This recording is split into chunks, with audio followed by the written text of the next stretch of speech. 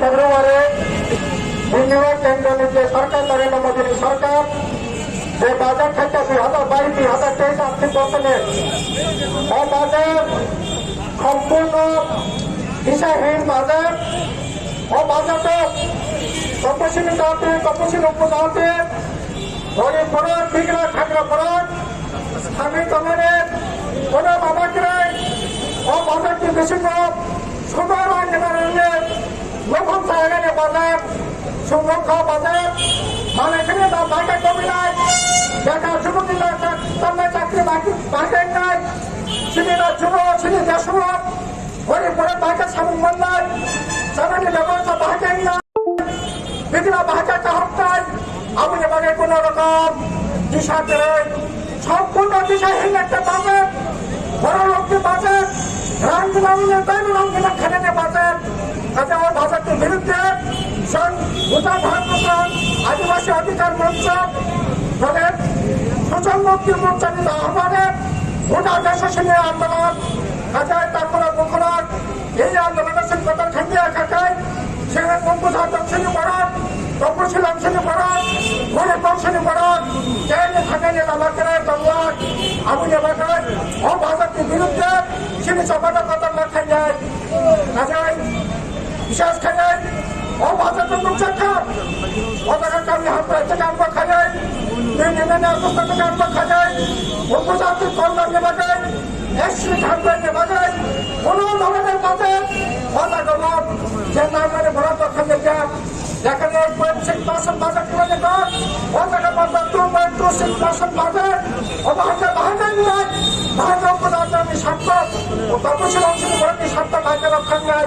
আমি বাগিনা ও বাজেটের বিরুদ্ধে গান্ধী অঞ্চল সমস্ত অংশী করতে ছিলেন নাম খালুন আহমদ নগর তিনি জমায়া তাদের তারপরে পুকুরত ও টাকা ছাড়ের ছিল সুযোগ করেন বাজার থেকে অনেক লেখাপি সংখ্যা অনেক ফেসবুকের বক্তৃতাংখ্যা নরক খেলাওয়ালা পর অপনি বিরুদ্ধে ভারতের খাঁচা খেলে নেবে যারা নাটক খেলে যেত ও বাংলা সবাই যারা দেশে সবাই হামলা করে আগামী বাংলা সরকার এনক্লাব জিন্দাবাদ বিএনপি তপশিলি সমন্বয় চরমভাবে আমাদের দেশের আদিবাসী এবং তফসিলি অংশের মানুষের বিরুদ্ধে যে বাজেট পেশ করেছে তার বিরুদ্ধে আজকে সারা দেশে এই প্রতিবাদ সংগঠিত হচ্ছে।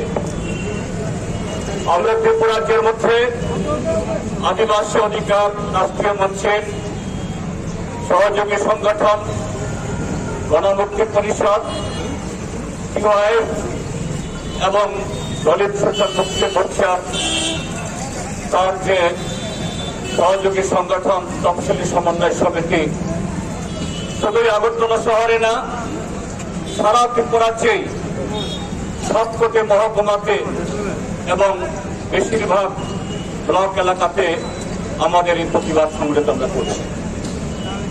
আমার আগের বক্তাদের কাছ থেকে শুনেছেন গত 1 ফেব্রুয়ারি মোদী সরকারের অর্থমন্ত্রী মাননীয়া নির্মলা সীতারামন একটা বাজেট পেশ করেছেন। ইতিমধ্যেই সারা দেশের সমস্ত অংশের মানুষ এই বাজেট তার সম্পর্কে আলোচনা করছে, সমালোচনা করছে যে গত 7টি বাজেট এই মোদী সরকার যেরকম ভাবে এদেশের গরিব মানুষ, এদেশের তফসিলি উপজাতি, তফসিলি জাতি, এদেশের বেকার যুবক এবং কৃষকদের বিরুদ্ধে বাজেট পেশ করেছে, তা থেকে এই বাজেট ভিন্ন না, বরঞ্চ আরো কিভাবে এদেশের গরিব মানুষের পিঠে আরো বোঝা চাপানো যায়, আর আমাদের দেশের সমস্ত সম্পদ একচেটিয়া পুঁজিপতি আমাদের দেশের যারা বহুজাতিক কোম্পানি এদের হাতে তুলে দেওয়া যায়, তার এই রূপরেখা প্রকাশ করেছে।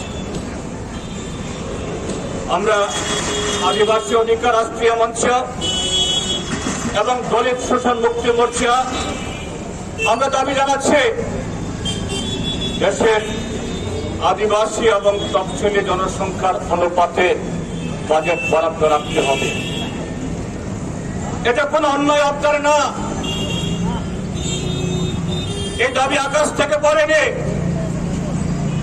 1950 খ্রিস্টাব্দে 1950 সালে 26 জানুয়ারি যখন আমাদের যে সংবিধান গৃহীত হয়, তখনই আমাদের দেশের সংবিধান নির্মাতা ডক্টর আম্বেদকর বলেছিলেন, আমরা রাজনৈতিকভাবে এই দেশের সমস্ত নাগরিকের অধিকার সমান করে দিচ্ছে।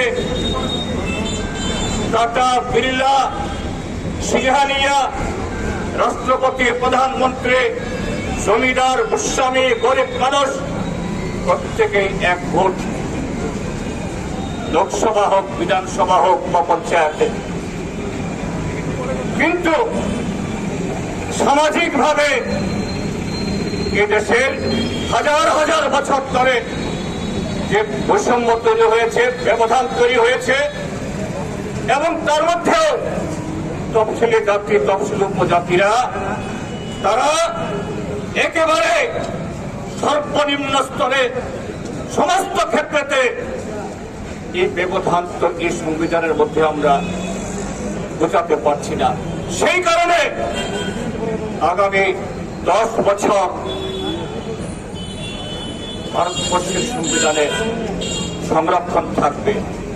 চাকুরিতে, প্রমোশনে, অর্থনৈতিক দিক থেকে এই দুর্বল অংশের মানুষের জন্য সেখানে বিশেষ বরাদ্দ থাকবে। বন্ধুরা, 50 সালের পর 2022 সাল, 73 বছর পেরিয়েছে। লক্ষ্যমাত্রা রাখা হয়েছিল মাত্র 10 বছর। 10 বছর অতিক্রান্ত করে আরো 63 বছর পার হয়েছে। এই ব্যবধান বুঝেছে কি? তফসিলি জাতি আদিবাসীদের আর্থসামাজিক দিক থেকে যে বৈষম্য, এটা ত্রিপুরা রাজ্য হোক, এটা পাঞ্জাব হোক, এটা জম্মু কাশ্মীর বা তামিলনাড়ু হোক, এই ব্যবধান বুঝেছে কে? শিক্ষা, সংস্কৃতি, চাকরি, ব্যবসা বাণিজ্য, সরকারি পদ, কোন জায়গায় আমাদের দেশের আদিবাসীরা, আমাদের দেশের তফসিলিরা, সংবিধান প্রণেতাদের সেই স্বপ্ন তার স্বাদ পায়নি। স্বাধীনতার যে আকাঙ্ক্ষা, যে স্বপ্ন, তা বাস্তবায়িত হয়নি। সেই কারণে উত্তরাখণ্ডে, মণিপুরে, সেখানে গিয়ে কুম্ভীরা ছাড়ছে। হচ্ছে বিজেপি সরকার আসলে তফসিলিদের জন্য ন্যায় হবে, আদিবাসীদের জন্য ন্যায় হবে, তাদের জন্য আচ্ছা দিন আসবে। কিসের আচ্ছা দিন? আমাদের ভারতবর্ষে আদিবাসী জনসংখ্যা হল 2011 ইংরাজির আদমশুমারি অনুযায়ী 8.6%। বাজেট করেছে মাত্র 2.6%। 6% বাদ। এই 6% বাদ মানে হল এই দেশের আদিবাসী কল্যাণে 2,50,000 কোটি টাকার বেশি বঞ্চনা করেছে এই বাজেটে। তফসিলি জনসংখ্যা 16.4%। 2011 ইংরাজির সেন্সাস অনুযায়ী। কংগ্রেস প্রধান বলেছে 10%-এর কম। শুধু কম না, মাত্র 4%। মাত্র 4%, অর্থাৎ 12%। সেই 12% অর্থ ধরলে পরে এবার যত টাকার বাজেট হয়েছে তার পরিমাণ প্রায় 7 লক্ষ কোটি টাকা। দেশের তফসিলিদের ন্যায্য পাওনা 7 লক্ষ কোটি টাকা নির্মলা সীতারামনের বাজেট, মোদী সরকারের বাজেট বঞ্চনা করেছে। মানুষ যে প্রতিবাদ করছে এদের সাথে এক পিছনে এই প্রতিবাদ আমরা করছি। এই বাজেট বাতিল করো, আর তফসিলি জাতি, তফসিলি আদিবাসীদের জন্য সেই সাবপ্লেন পুনর্গঠন করো। চাকরির ক্ষেত্রে প্রমোশন এবং নিয়োগে সংবিধানের ৯ম তফসিল অনুযায়ী সংরক্ষণে আইন তৈরি করো, এবং তার সাথে শুধু কেন্দ্রে না, রাজ্য সরকারগুলো যাতে এই আইন মানতে বাধ্য হয়। এখানেও বাধ্যতামূলক ভাবে তফসিলি জাতি, তফসিলি উপজাতির জনসংখ্যার অনুপাতে বাজেট হয়, এবং সেই বাজেটের টাকা যদি অব্যাহত থাকে এটা যাতে বাতিল না হয়, এটা যেন নন লাভসেবল বোর্ড থাকে, 15 বছর খরচ হবে। আমরা বন্ধুরা তার সাথে প্রাসঙ্গিকভাবে কথা আলোচনা করতে চাই। আজকে আমাদের ত্রিপুরা রাজ্যের মধ্যে একটা অংশের মানুষ সাংঘাতিক ভাবে আদিবাসী দরদি, ত্রিপুরাসা দরদি, ট্রাইবেল জনগণের দরদি, তাদের জন্য মায়া কান্না, যদিও এটা নতুন নয়। সেই স্বাধীন উত্তর পূর্বাঞ্চলের নামে, স্বাধীন ত্রিপুরাজ্যের নামে, তারপর ত্রিপুরাল্যান্ডের নামে, এখন গ্রেটার ত্রিপুরাল্যান্ডের নামে এরা বলছে সবাই ঐক্যবদ্ধ হও, থামসা হও। খুব ভালো কথা, আমরা থামসার বিরোধী না। থামসা স্লোগান ভালো, থামসা মানে ঐক্য, থামসার কথা বলছি। আপনাদের দাবি আমরা মানি না, কিন্তু আপনাদের গণতান্ত্রিক অধিকার আছে, সে লড়াই করা যাবে না কথা বলছি না, কিন্তু বলতে চাই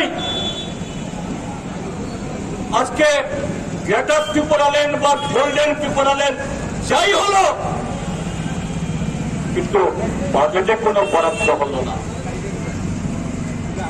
ট্রাইবেলদের যে অধিকার এগুলোকে কেড়ে নেওয়া হলো,